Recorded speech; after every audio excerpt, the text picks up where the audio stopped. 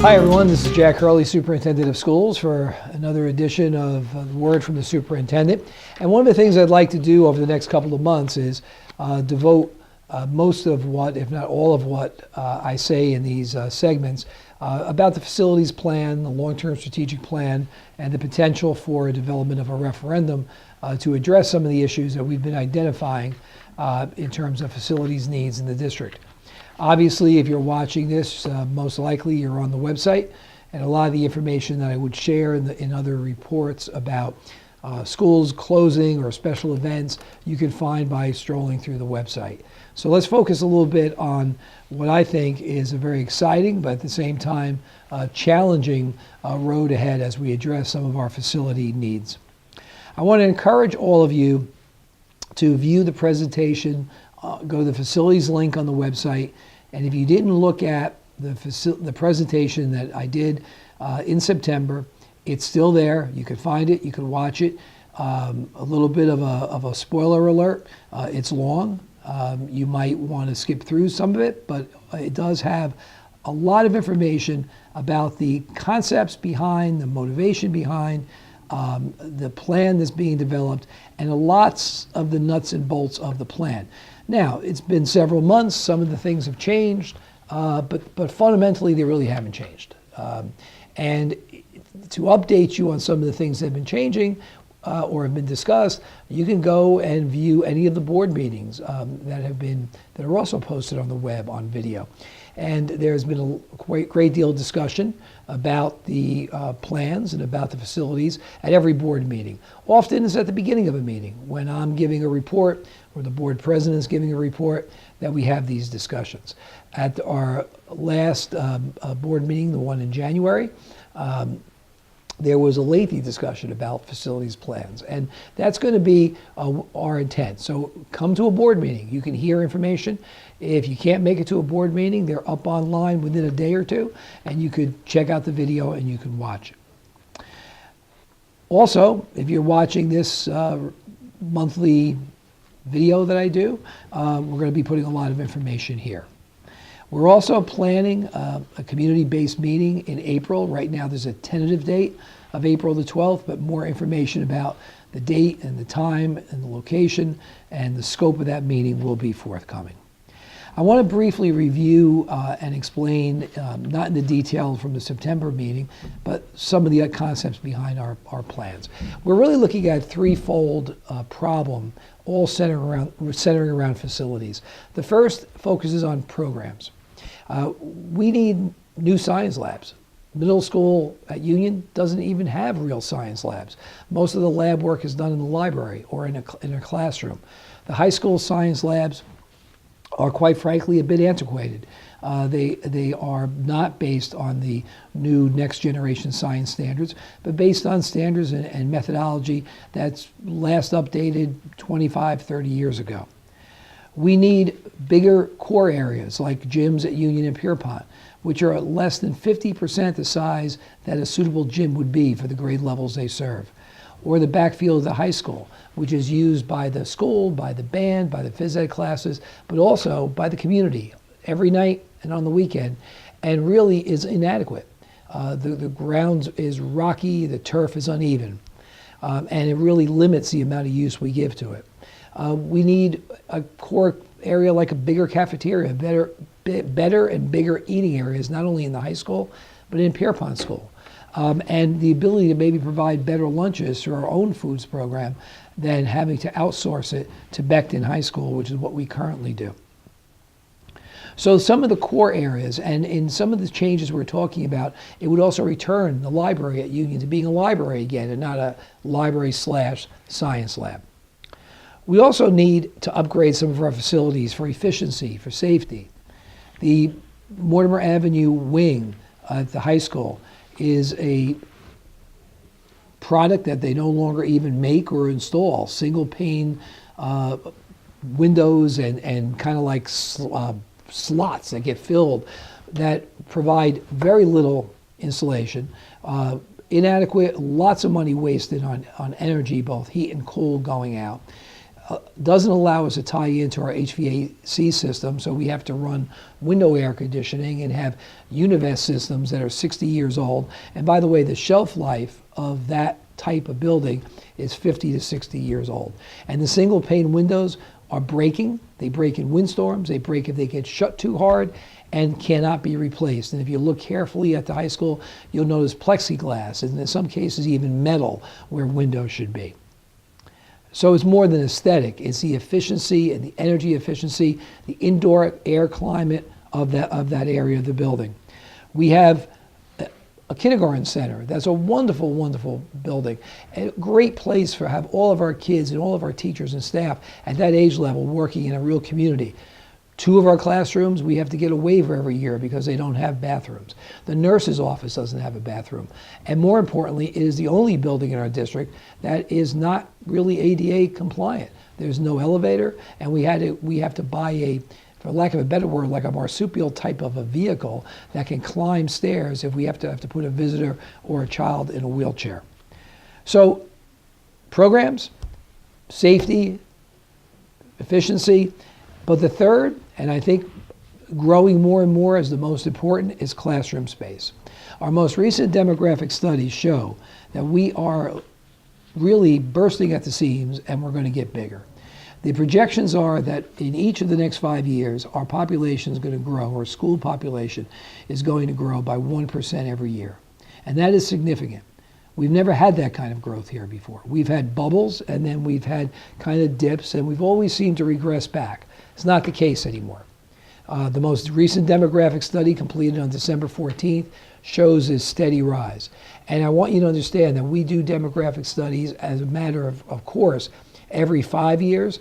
When we're looking at buildings, when we're looking at facilities, we do them even more frequently, and they're usually on target 100%.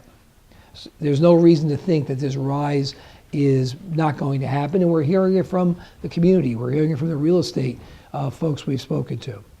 So thinking about that, this plan would add 20 new classes in the district. There would be 4 new science labs and a new cafeteria at the high school. There would be 3 new science labs and a new gymnasium at Union School, and the library to get returned to being a library. There would be at the school that's often seen as the most crowded in the district, Pierpont, the addition of 11 new classrooms and a new gymnasium.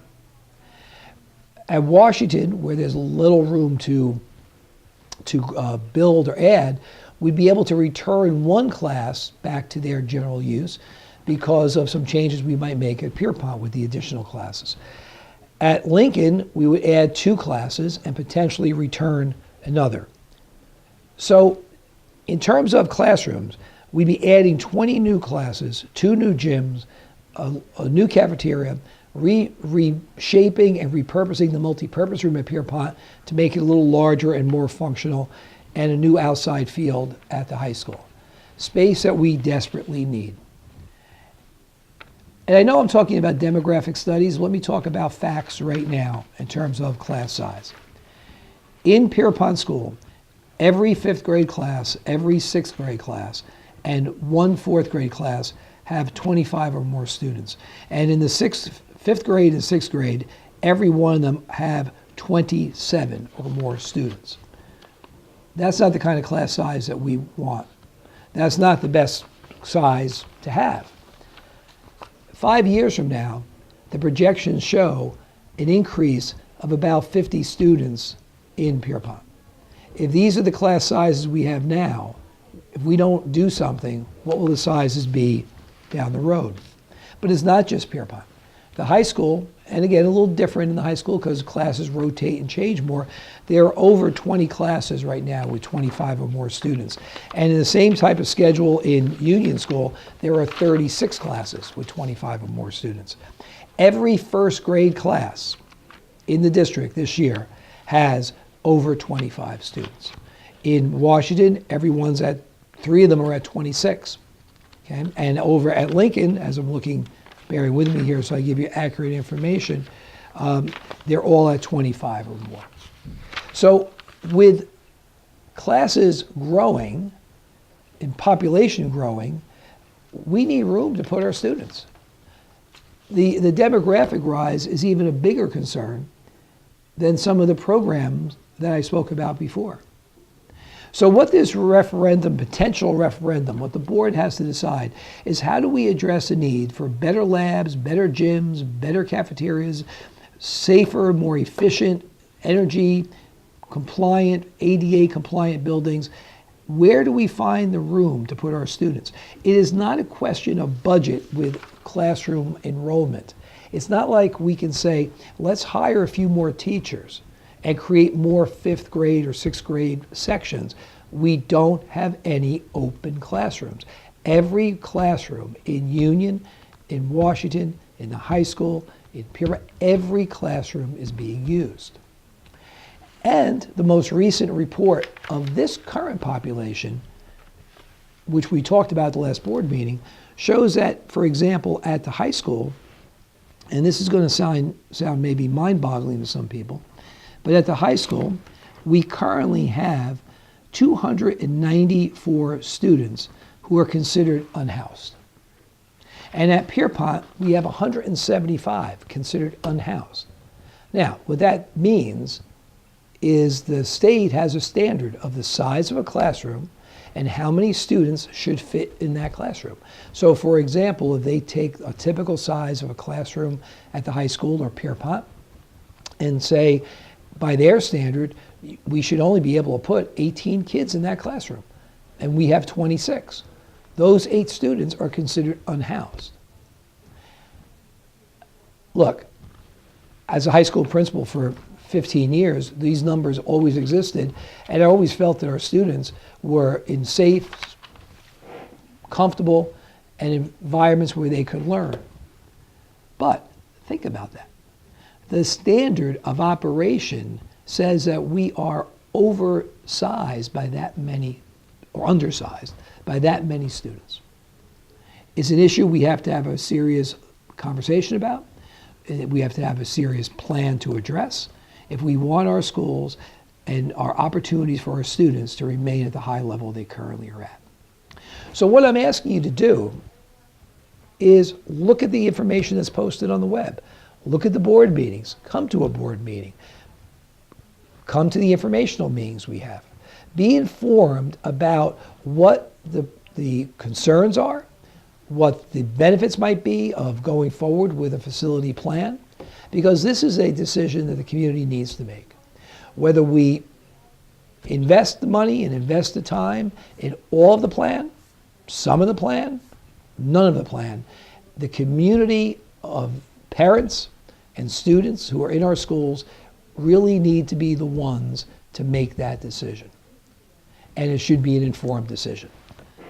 So, going forward, the board will be deciding in June whether or not to A, go forward with a referendum for a facilities plan, and B, what to include in that referendum.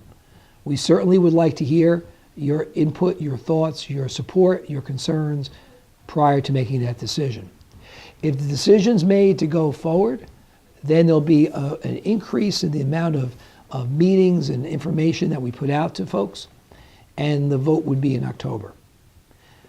Please help us make the right decision for your children and for the children of this community. Stay informed. Contact me if you have questions, comments. There's a special email address that's on the website. You can find it, facilities@rutherfordschools.org. We look forward to partnering with you. We look forward to hearing from you as we go forward to keep our great schools as good as they are and even better in the future. Until next time, this is Jack Hurley, Superintendent of Schools. Thank you.